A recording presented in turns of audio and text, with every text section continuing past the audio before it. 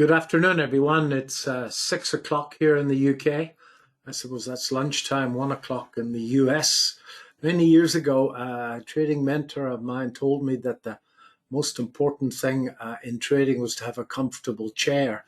I seem to have been sitting here most of the day. As you can see, the S&P is up 40 points odd on the day. And all the trends on VectorVest US have gone back to up, and in fact we've got a little bit of green on the color guard. And what's happened this afternoon is what I was expecting to happen.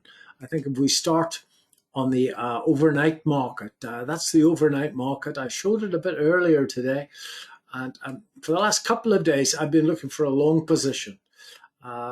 This is an hourly chart of the S&P 500, the overnight market. I'll take the fib off for a second. I don't know whether the Elliott count is pristine, but I saw 1, 2, 3, 4, and 5 there, A, B, and C. And I was looking for any reason to buy the darn thing yesterday, but that reason didn't pitch up, certainly not in the intraday charts that we'll have a look at the moment. As I showed maybe a moment ago, those lows are exactly 62% retracement of the move up since the FOMC, and we've also got an old top here. Now that's what Richard Wyckoff would have called a spring setup, and certainly I think that the Ulster RSI in this case, that was flat. That was making a rising bottom. That's a fairly weak form of normal divergence. And I suppose trading the early chart, you could have decided to have bought in with that one decent bars confirmation. But the bottom line was that, and I said it earlier this afternoon, I was looking for a reason to go long. Now, if we now go to the SPX on a 15-minute chart, that was my effort on Friday. I didn't trade the FOMC. It's too much for me. I'll leave that to. I don't need it. I don't need that to actually make my target every month. So let somebody else stress about that. I didn't trade it yesterday because I didn't get a. I was looking for a long, and the old market was sitting below the 21 period moving average. I would have been tempted to have gone long if it had broken and closed above that high. But this afternoon, it came up, it pulled back, kissed the average. It's now above the average, and then it broke up. I was a little late in getting in. I should have been in above that high, but I was only in there at about 22, and it's went up to 60. And that's 40 points. That's a big part of my month's. That's 20% of my target for the month. So that's safely in the bank at the minute. Probably should have pushed it a bit further, but nevertheless, it's safely in the bank. It's 6 o'clock, and I'm getting a bit tired, to tell you the truth. Now, I put out a video this afternoon about price and volume, and price and volume is really important. And to get an indication of volume on this darn thing, you can either have a volume chart of the E-mini, or you can actually look at the SPY, which is the tracker. And I found the trackers quite useful. And the accurate numbers are, in fact, on VectorVest US, so they're at my fingertips.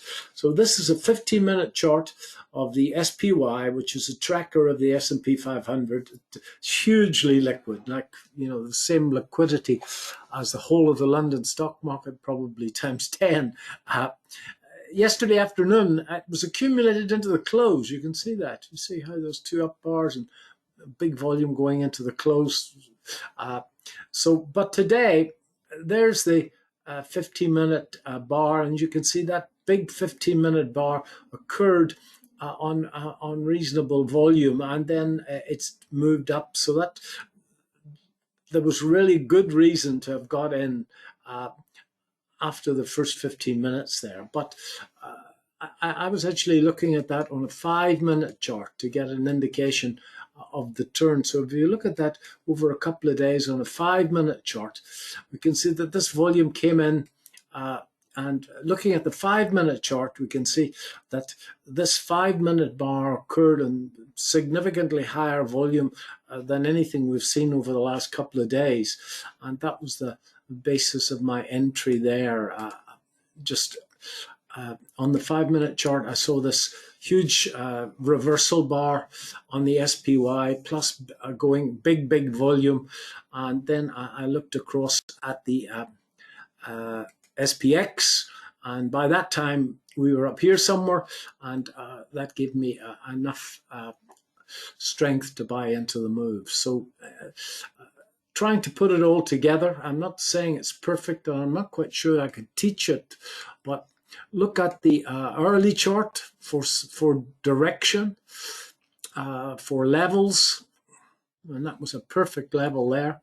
And then look at these days the 15-minute chart. Start with a 15-minute chart for direction. For a generation, I looked at the SPX on a 5 minute chart, but I'm getting older, so I found that the 15-minute chart is easier. It takes less effort to stay in the moment between 15-minute bars.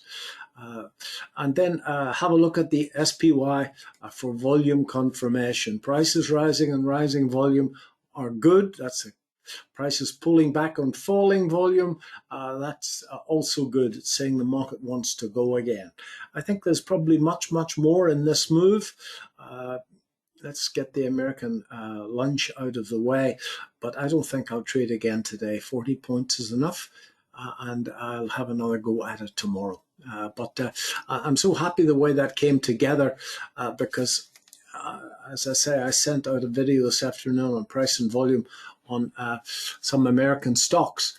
And this is a really great illustration of how price and volume can confirm a high probability trade right across a series of time frames. So for what it's worth, folks, thanks very much.